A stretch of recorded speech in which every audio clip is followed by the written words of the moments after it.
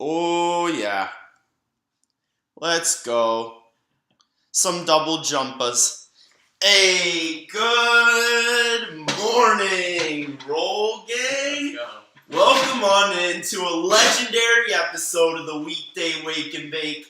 Got my boy Kyle on the show, my absolute guy. How you doing this morning? Good. How about you? Chilling, my man. I'm super pumped to wake and bake. We've had a couple tennis sessions, but this has been something I've been dying to do. Get you on the mic. Kyle and I are teammates, rivals, brothers, like champions. We've achieved so much tennis greatness over the past. We met like a year ago. Yep. And it's crazy. So fucking pumped to sesh with you, homie. Yep. So most of my team, all the roll gangsters, we're all stoners. We smoke a lot of weed. Most of our team does not. No. But Kyle and I will sesh and kick everybody's ass, For sure. basically. And we got notarized for it. So this episode is especially historic because we have two of the only double bumpers in Las Vegas history. Can you explain that to people that wouldn't understand? Yeah, so they have different divisions. In men, they have 6 divisions. There's introductory, and then where we played was essentially where people would come out of high school.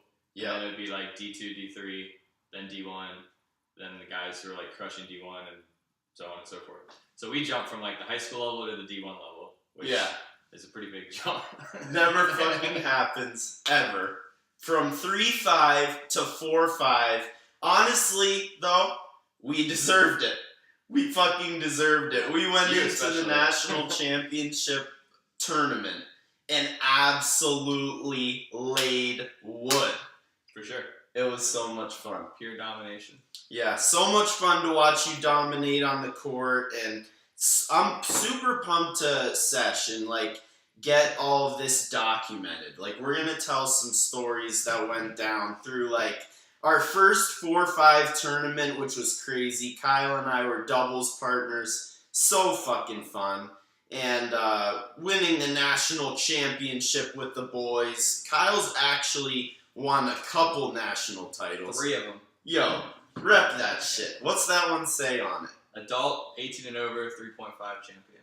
National fucking champions. Bro, I've never been national champion in anything, but I do think I love to roll joints. I roll a national level joint for sure. Thanks to sponsor of the show this morning and every morning, the Rolling Spoon Cannabis Multi-Tool, helping me to roll a dime every single time on every episode of the Wake and Bake.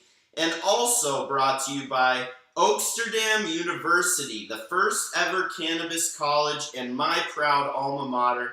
If you guys are looking to claim your stake in this budding industry and learn about this incredible magical plant, look no further than WWnB University and use promo code Rolling Spoon to take advantage of the 10% off tuition that we can afford you guys. Not only helping you to roll a dime every time, but helping you to get your cannabis industry education. But we have been educating some 3-5s on the court for quite some time. That's for sure. It was a banger, an absolute banger of a season this year, man. It's one of my favorite memories of my entire life. And it really, it was such a ride. But before we get on into that, can you take me back to when you started hitting tennis balls? Yeah, so before COVID happened, another guy on our team named Brad, me and him would play basketball 3, 4, 5 times a week, play all the rec leagues out here, play at UNLV against students and other guys in the community. And that was, pretty much ended with COVID. Gyms closed, basketballs, you're sweating on everybody and, it's a lot more dangerous than an outside sport. like tennis. For COVID. Exactly. Wow. So good point. We had a couple friends who played tennis, and they were like, "Hey man, like there's nothing else going on. Why don't you come play with us?" And he'd been trying. His name's Shane.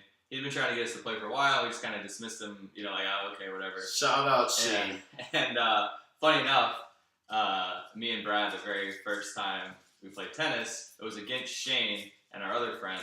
And like when we go to like parties and stuff, we do all these, like ping pong, water volleyball, cornhole, all these games, and I always would win. So I was like, it's just tennis. Like he can't be that good.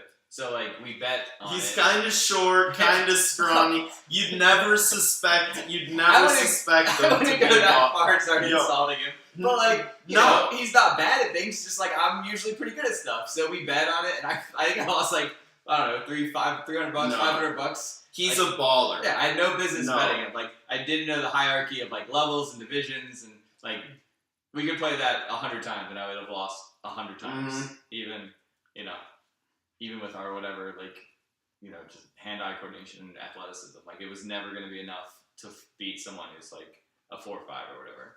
Yo, that's true. No, but he's special. Like, he's actually really fucking good. No, for sure. Learning from him is, like, probably one of the best situations because he's got the strategy and the technique. Like, he's got... I don't know if he would say he has the technique. Yeah, yo.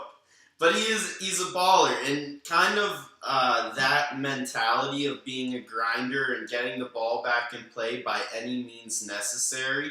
We kind of play that scrappy brand of tennis. Is that kind of like where it started? Like, would you say you started getting scrappy in those matches? Yeah. So we probably started like let's say May or June of COVID, and then we would just organize a group of like 4 or 8 guys and just start playing. And we would see people, like if we had 8, we'd just see them 1 through 8. We put 1 with 8, 2 with 7, 3 with 6, 4 with 5, etc. And then we just play everybody once, do like a round robin kind of format. And Brad and I were always 6, 7, or 8. We were always the worst. So we're always like just trying to... That's fucking crazy. We were just always trying to hang. Like there were times that I'd be number 8 and I'd be like, it's extra motivating to be like, fuck, I gotta get better than like at least one of these guys. I can't be the 8 seed. So you're just trying to survive in these points against better players, which is the scrappy mentality you're talking about. You're just it's way different if you're the better guy on the court. You can kind of like impose your skill, but if you're the weaker guy, you just have to kind of like hang in there and just hope, try to not lose. Exactly. Hope like your partner can pick you up. So that's how it started. It's a winning method. Yeah. It's definitely, no matter what you're doing, it's very helpful to play against better players. Whether it's whatever, I play poker for a living, so you get to learn from better players. If you're playing basketball, you're challenged to play against better players. You get better. Same works for tennis or almost anything. Yeah. It's a transferable skill. You gotta be able to. It's a copycat league. You gotta learn from the winners. And honestly, that's insane. How that was like 3 years ago. Not even. Yep, about 2.5. 2.5 years ago. And honestly, bro, you are insane on the court. Like appreciate that. The scrappiness. It's really. So I think our edge, my favorite part of watching you play. I've watched a lot of your tennis matches. We have incredible competitiveness and aggressiveness. For sure. We're not playing a stupid hit the ball too hard style, but man, is it aggressive and like. I kind of started that way. I made a lot of mistakes trying to hit the ball as hard as I could, hit the back fence. But then, you start to learn, hey, maybe you gotta rein in a little bit, pick your spots. Yeah, but so we play this kind of smart, calculated style, but as soon as the point ends, it's just fire. And that's the shit that I think that's the shit that wins the close matches. For when sure. It's really close in skill level, like it's been. Because we're not, necessarily the cleanest, most, beautiful tennis players. I'm definitely not. Yeah. we're more of the style like it ain't so pretty, but it gets the job done style. And that's the most fun part of it for us. Like, yeah, I mean, like I had no formal training, so I do a lot of goofy things. I do a lot of wrong things. Facts. Hubbard likes to say that like I'm in the right spot, and that goes a long way. But like everything's goofy. It does though. It's the movements and the unconventional style. I like take advantage of it too. It's the dirty boxing of tennis. For sure. No doubt. It definitely goes a long way being athletic and knowing where to stand. Yeah. Knowing how to move. Facts. So an absolute winner, Kyle. Like you kind of just. So that's basically you and Brad kind of working your way into sandbagging your score. You started, you got really good really fast, yep. And all of a sudden you're on a historic 3-5 team. Yep. With full of players who are way better than their ranking by any means. How did you get onto Red Rock? So to go back a year, there's like round robin things where we'd seed ourselves 1 through 8. There were 4 of us that wound up being on the same team the 3-0 season, so the year before you and I played together. And those guys, 3-0. Those guys were already on a team together, and I think they maybe got like 3rd or 4th place the year before, so they were like a good team, like out of like 10. So, but nothing special. And then Brad and myself joined, and then maybe they added a few other good players. I'm not really sure who was on the team the previous year, but having our core group, we went on and won the national championship. The 3-0 Natty. Our first year playing league. And that's insane. I think it at least reverberated a little bit around the community where people were like, oh shit, someone won the national championship in Vegas. Like people were just excited to go to sectionals, like maybe they go to nationals, like no one really expects to win. It's just kind of cool to travel and like hang out with your guys or girls if you're playing women's.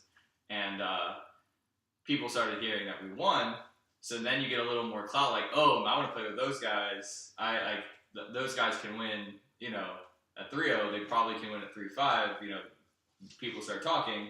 So then our captain, Ed Sung, he was able to use that as like a talking point. Like, hey, man, like these guys are good enough to get you there. So then they brought in this guy or that guy or whatever. And now all of a sudden we have this like 20-person super team. Like fucking insanity. Yeah, no exaggeration. Best team in 3-5 history. No exaggeration. We might have had like, I don't know, 12 of the best 16 players in the city. Like there are very few players in the city not on our team that are like, top 10, top 15 or whatever. Like there are definitely a few I could, point to like that they were. Did we go undefeated, or did we somehow lose a match? No, we went 10-0 in the regular season, and then 3-6. We went 12-0 in the playoffs. So 22-0. We actually, at 3-0, we lost to the same team twice in Nevada. Really? We lost once in the regular season and once in districts. In districts, at 3-0, it was best 2 out of 3, so you play the same team 3 times. We won day 1, we lost day 2, we won day 3. So we went, let's just call it, 23 matches. We went 21-2. And our 2 losses were to a Nevada team. So oh my god! We actually stormed So that was maybe the second best in the nation.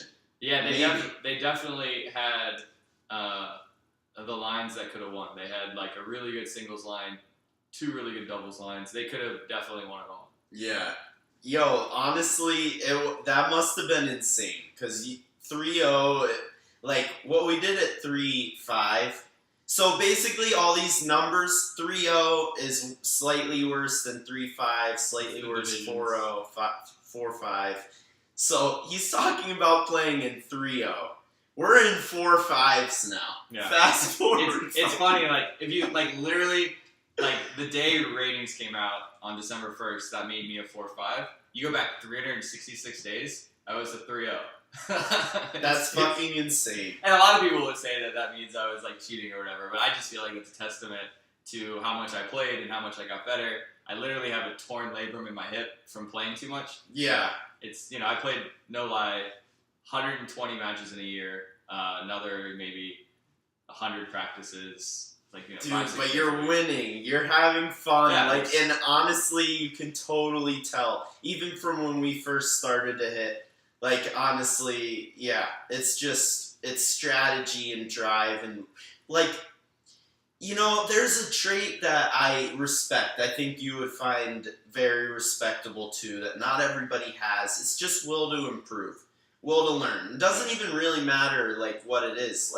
Like you said, it's always easy to play people worse than you, but like it gets you better to play people better than you. For sure. And alright,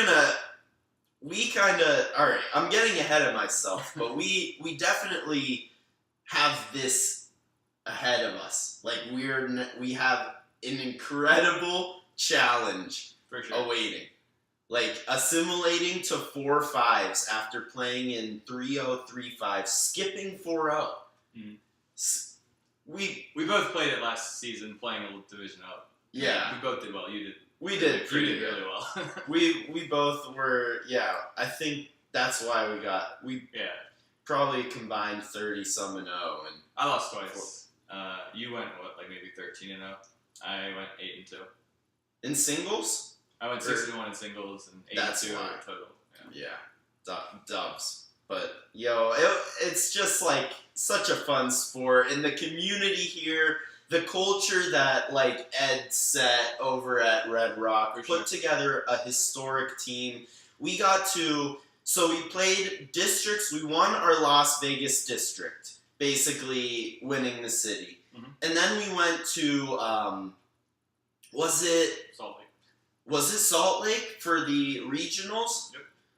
We went to Salt Lake City, Utah for the regionals, which might have been as hard as the nationals. No? Were they like... I wouldn't say they were as tough as some of the teams we played. We just played a looser lineup. That's why it was a little tighter than we would have preferred. Yeah. And we kind of snuck out of there. We won for sure, but it was closer than we imagined. And then we went to surprise Arizona with our team for the 2022 National Championship. Mm-hmm. Basically, how many teams were there? So there's 17 regions. So I don't know how many teams there were in every region, but there's 17 winners coming to nationals. And 17 regional champions go to the tournament. I think they said like maybe 1,300 teams in the whole country. I remember, yeah. Something like that. 13 out of 1,300 teams, 17 remained. 17 teams remained. Yep. And so we went to go fucking brawl it out with the best of like NorCal, SoCal. Like the middle states was Pennsylvania was champion. We played Florida. First we played a team out of Houston. That was the Texas winner. Then we played Texas champ. a team out of the Missouri Valley region, which I believe was Oklahoma, Tulsa, I think. Then we played Hawaii, which who would have guessed that they Lob City. And then we played the team out of Detroit. Yeah. They were the Midwest region. All these cities were actually cities, but they had to defeat other pretty large cities to come and play us. And I feel like that's an advantage for Vegas. Yeah. We're this we're still a big city. We're 2 million people, but it's small geographically, so we get to we know everybody. Like everybody who plays tennis knows everybody in our division. Yeah. So by knowing everybody, you can be like, hey, we're trying to win. Do you want to play on our team? And all of a sudden, you build this mega team in your city. That's what happened. Like I'm from Cincinnati. You don't get it. Like Cincinnati's so spread out. Like there's no way guys on the east side of Cincinnati know the guys on the west side of Cincinnati. They're in different leagues. They never play each other.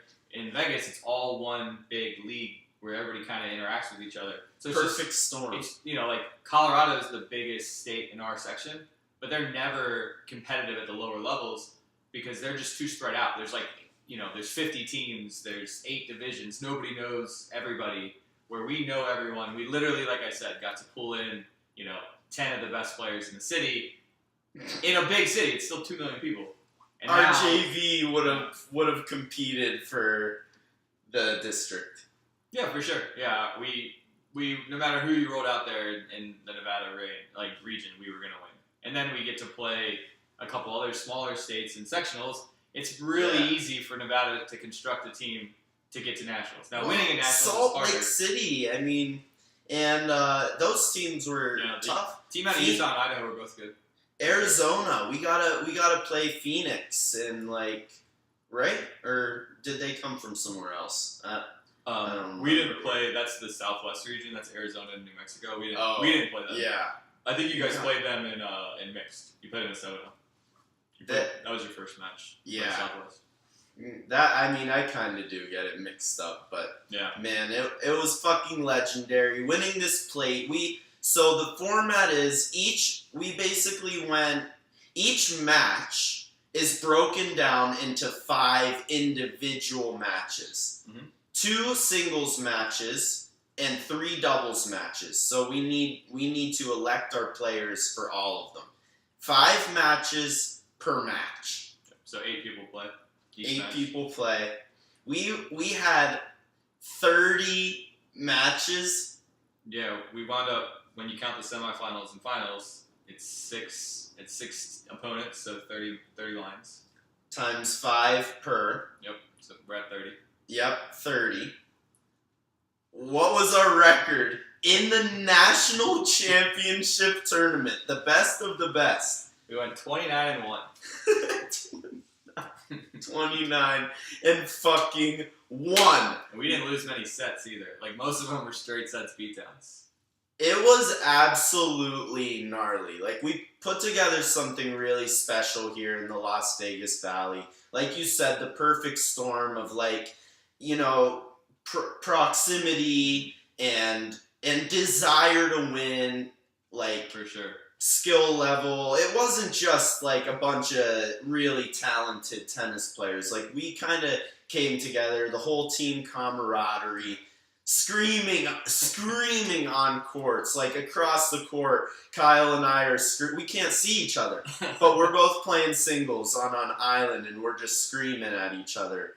And you honestly don't even get that. Some of the times we'll never forget, and shout out all of our 3-5 team. I don't want to name names because I don't want to forget it. 22 people. We wouldn't forget them all, but that's a lot of names to run off. No, literally it is a lot, and they're all ballers, major contributors, and it was just so much fun. But now on to the next challenge. Kyle and I were the most dominant 2 on the team. And therefore, everybody on our team got bumped. Everybody was too good for 3-5. I'm pretty sure every one of our starters got bumped to 4-0.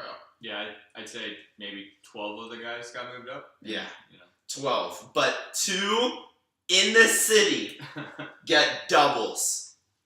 Only 2. And they're sitting at this table. They're having this sesh. We are faced with the next challenge of playing in 4-5. So we won the 3-5 national championship, brought our team, helped contribute to something amazing, for sure. But this next chapter is going to be fun. It's going to maybe be a bit of humility dealt to our way, but we'll see how it goes. We won't say we don't deserve it. 29-1 and... Yeah, you went 11-0, 13-0 for the whole season, 11-0 in the playoffs. I went 12-0 in the playoffs, 14-0 in the regular season, or total. So we definitely deserved it to get moved up at least once, at least one level. It really was. It was so much fun, but it really wasn't fair. We were absolute bullies. We were straight up bullies, and it was so much fun. They said to do it. That's the best part, is we weren't really responsible. Someone would say our name, and they would say someone else's name, our victim.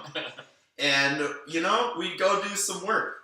And it was a blast. But now we might have the opportunity for the tide to be turned and get bullied a little. We'll be the victim occasionally. Yo. I will say, so we played in our first ever 4-5 tournament together. We played our first 9-0 matches, we were fucking. That's how it works. So 4-5 and a 4-5, just add them. It was 9-0 doubles tournament, and I have played 1-0 and 9-0. Did you? Yeah, I played with S on. We were only an 8-5. We were only no, never mind. I lied. It was only 8-5, not 9. It was. Yeah, it was an 8-5 tournament. Yeah. Well, you might have played 8-5 and a 9-0, but it was our first time being a 9-0. For sure. You know, we went from a 7-0 to a 9-0. Yep, big jump. That's stupid. And we fucking held our own. I'm gonna be real to my roll gangsters. I didn't show up. Kyle played well enough to win the tournament. And I was freezing ass cold. No excuses at all. It was literally like 20 degrees. Like, it wasn't like... Yeah. Like, I could have done it better. The strategy, you know, I wanted that. But I was not well enough prepared. But, like, I swear we were right there with in all these matches. So we won our first match and lost our second match. If you would have played as well as you did flips, yep, we would have still won with you playing your C game, and we would have definitely won with you playing your A game. Because that first day, you were lights on. Yeah. You were lights out. Yep. And then the second match is the one that I shit the bed. And you kept us in it. We went to a third set in one of them. And the second match we lost, we had set points to win the second set. We had 5 or 6 of them. So, like, you know, we lost literally 6 points in a row that could have got us tied up going into the third set. And in the last match, we won the first set and had match point. We had a match. We're knocking at the door. I swear, if it was like a little bit closer to our running temperature, but that match point kills me though, because we played 3 matches together. That's whatever. It's like 500, 600, 700 points, and that was the only point that we ran a play. They had been so, and this I think is one thing that like helps us is that we kind of do have like the brain for it. We kind of like see tendencies. So I had this tendency against my opponent that he would always serve my forehand. I would always return it, and then he would always go cross court. He never once tried to go down the line to beat Sam down the line. So I said, okay, we're gonna go. We're gonna do that pattern, and you're just gonna poach. You're gonna go. And I literally said to him, "You're gonna win this for us. Just go." And then they hit a kick serve to my backhand. First time he's done it the whole day. I hit a sharper return, shorter angle, so he's now hitting a backhand, and now he just goes down the line and we lose the point, and I think we lost the next Dude, 2. I wasn't there, though. Like, I can't... It's not a real doubles play to just send it like that. I had to move and be ready. Like, that was... He sent a floater. Yeah, I know. I have nightmares If we don't run that play, you're sitting right there. Fucking cupcake. Yeah. For match point, unbelievable. My brain wasn't like, I wasn't all there. But it was like our first showing in 9-0. It was the right play at the wrong time. Yep. But I guess that's like, you know, you gotta learn. I always say, like, try to learn something from every loss. And that one, I guess, like, 1, we should probably be running plays more often. Yeah. And 2, we should probably say, like, hey, run this play only if. You know, like, you can't just, like, no matter what, just go blind and just start, you know, running full speed. Run. Yeah. You gotta be like, hey, if it's forehand to forehand, if that's the pattern, then we go. Otherwise, it's move the bubble. React. You know what I mean? It was not a hard... I had to move my bubble. Instead of just dashing, I had to maintain my composure. But, you know, that's the thing is, it's real easy to know what you do wrong after and repair it. And I feel like those little details are going to be what makes the difference for us at this level. And you just gotta learn from your mistakes, and then the next time you don't make it, or you make those mistakes fewer, whatever the situation is, and that's how you get better. Yeah, because that's it. That's it. That'll be the fun of it, and cutting the errors but shit, man, we were fucking right there, For sure. and That first match, it was like we were. No, it was like I was like, damn, it might not even be a problem. But then I didn't keep it up. But Could you hear Tony in the background getting mad that we were winning because yeah, he wants us to appeal down, so he's like getting more and more frustrated that we like blasted. we win so easy. He's like, how are you gonna appeal if you're crushing people? It was like 2-2 in our first match. Yep. Yo, we're gonna return to it though. I swear we are. We'll keep you guys updated, Roll Gangsters. Absolute homies tuning in on Instagram, Facebook, YouTube, Twitter, and Twitch. So awesome to sesh with you as always, bro. Like the absolute, like a real brother. You know, whenever you formulate a friendship that's also a rivalry, you become champions together, and we legitimately have made each other a lot better. Like, I can speak for myself and say, like, our matches is where my growth has occurred. I know that my main motivation from, like, the October season to the start in March and then through the rest of the season was to beat you, was to, like, be as, you know, like, to be competitive with you. So we would race. We would race to finish matches. Yeah. I hate to do this. We were real bullies. We're both playing singles matches against opponents as teammates. But we're so competitive, we're trying to see which one of us can finish our poor 4-3-5 opponent first. I'm always looking over to see who's got their nose out in front. Same, bro. It was an absolute bomb. You know, like some of my favorite times of my life, and I wouldn't trade it for shit, homie. But you gotta answer some.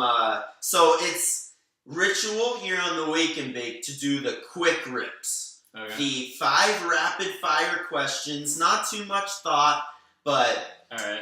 The Wake and Bake quick rips. Gotta see what your preferences are on a couple of these before we let you out the Wake and Bake. All right, let's do it. Yeah? Yep. Let's send it? Let's send it. The quick rips with my partner in crime on the court, Kyle. Let's get it, homie. All right. Number 1, favorite tennis pro? Carlos Alcaraz. Alcaraz. Yeah. He's the shit. He's fun to watch, man. He is. Super fun. Young, too. How old is he? 19, 20, I'm not sure. I don't think he's old enough to drink yet. Younger than you. In the States. Yeah. Crazy shit. Yeah. Carlos Alcaraz. All right, 2. Your favorite cannabis consumption method? Edibles. Yeah? Yeah. Some Eddies? Okay. All right, let's hook that up. Number 3. Groundies or volleys?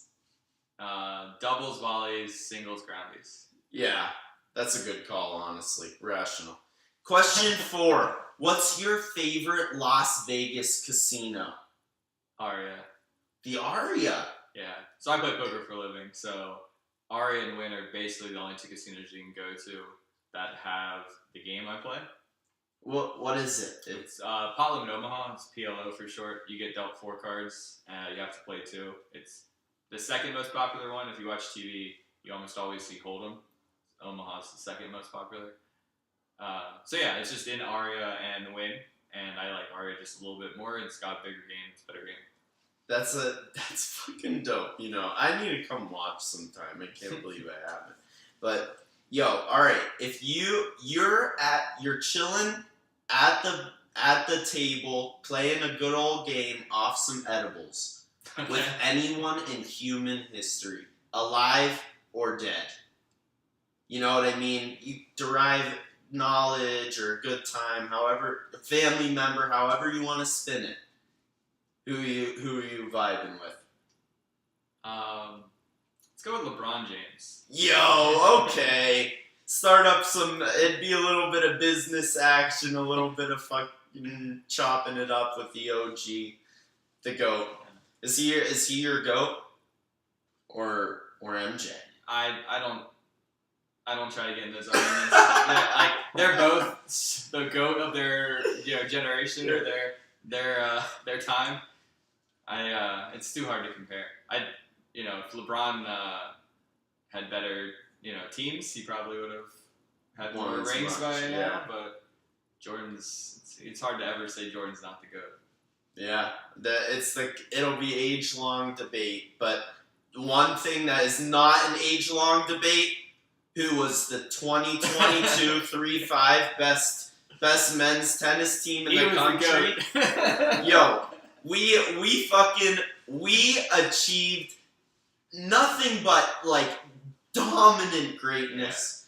Yeah. It was some of my favorite memories, homie, and really appreciate you hopping on, chopping it up with the boy in the roll gangsters, having a quick sesh on the wake and bake. You know it. I think we might go hit some right now. Go play some stone tennis. How about it? I'm in. Yo, Yeah, my man. What a vibe.